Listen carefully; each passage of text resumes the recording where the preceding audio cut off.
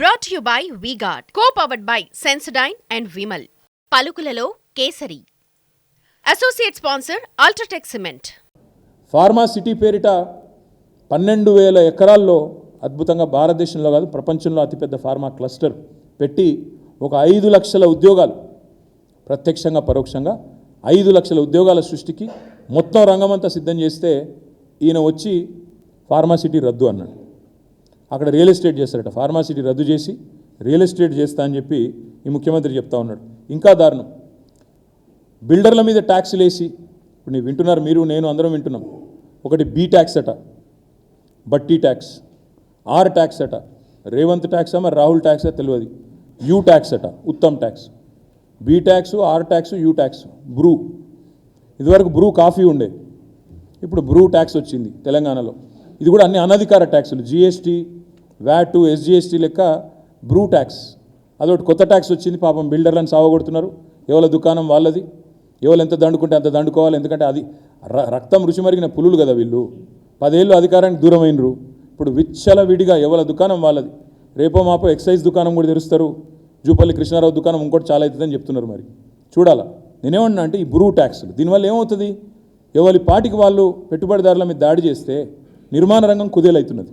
వాళ్ళు అడగండి, హైదరాబాద్లో ఏ బిల్డర్ని అడగండి, 5 నెలల్లో బిల్డింగ్ పర్మిషన్లు బంద్ అయినాయండి. ఎందుకు బంద్ అయినాయి? ఎట్లా వస్తాయి మరి పెట్టుబడులు? ఎట్లా జరుగుతుంది ఉపాధి కల్పన? ఈ రకంగా అడ్డగోలుగా పడి దోచుకొని తింటుంటే మేము అర్థం చేసుకోగలం. మీరు ఢిల్లీకి సామంతరాజులు కాబట్టి, మీరు ఢిల్లీకి కప్పం కట్టాలి కాబట్టి, ఆ కప్పం కట్టేందుకు ట్యాక్సులు, ఈ దోపిడీ ఇదంతా మాకు తెలుసు, ముందే చెప్పినాం ప్రజలకి. సరే, అయినా ప్రజలు ఓటేసినారు, మీ అదృష్టం బాగుంది, మంచిదే, సంతోషం. కానీ ఇవాళ దురదృష్టం ఏంటంటే, ఒకవైపేమో బిల్డర్లను బెదిరిస్తారు, బ్లాక్మెయిల్ చేస్తారు, B tax, R tax, U tax అని వసూలు చేస్తారు. మరొక వైపు కొత్త పరిశ్రమలు తెచ్చుడు కాదు, ఉన్న పరిశ్రమలే పోతున్నాయి. బాధ అక్కడ అనిపిస్తున్నది. ఉన్న పరిశ్రమలు, మేము తెచ్చిన పరిశ్రమలు, కేన్స్ టెక్నాలజీస్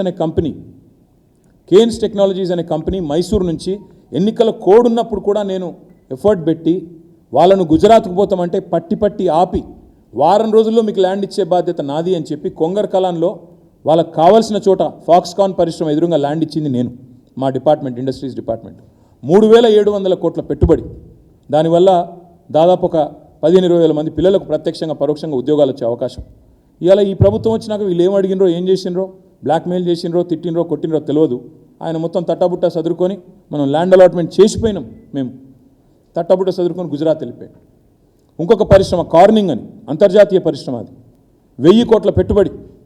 నేను బాస్టన్ మహానగరాన్ని పోయినప్పుడు అక్కడ సంస్థను ఒప్పించి 1000 కోట్ల పెట్టుబడి వాళ్ళు తమిళనాడు, కర్ణాటకకి చూస్తుంటే వద్దొద్దు మీరు ఇక్కడికే రావాలని ఒప్పించి వాళ్ళను అక్కడ సంతకం చేసుకొని వచ్చినాం, ఒప్పందం కుదుర్చుకొని వచ్చినాం. ఈ ప్రభుత్వం వచ్చింది, ఆయనతో మళ్ళీ ఆ పరిశ్రమ తమిళనాడుకి వెళ్ళిపోయింది. మేము ద్వితీయ శ్రేణి పట్టణాలు, వరంగల్ లాంటి పట్టణాలకు కూడా ఐటీని తీసుకొని పోయినాం, ఐటీ హబ్బులు పెట్టినాం. నల్లగొండలో, మహబూబ్ నగర్లో, ఖమ్మంలో, వరంగల్లో, కరీంనగర్లో, నిజామాబాద్లో, సిద్దిపేటలో, ఇవన్నీ చోట్ల, ఆదిలాబాద్లో నిర్మాణంలో ఉంది, ఇవన్నీ చోట్ల ఐటీ హబ్బులు పెట్టినాం. ఇవాళ దురదృష్టం ఏంటంటే, వరంగల్లో మేము టెక్ మహీంద్రాని తీసుకొని పోయి నేనే ఇనాగరేట్ చేసిన. ఇవాళ టెక్ మహీంద్రా వరంగల్ ఆఫీస్ మూసేస్తున్నారు. Brought to you by V-Guard, co-powered by Sensodyne and Vimal. పలుకులలో కేసరి. Associate sponsor UltraTech cement.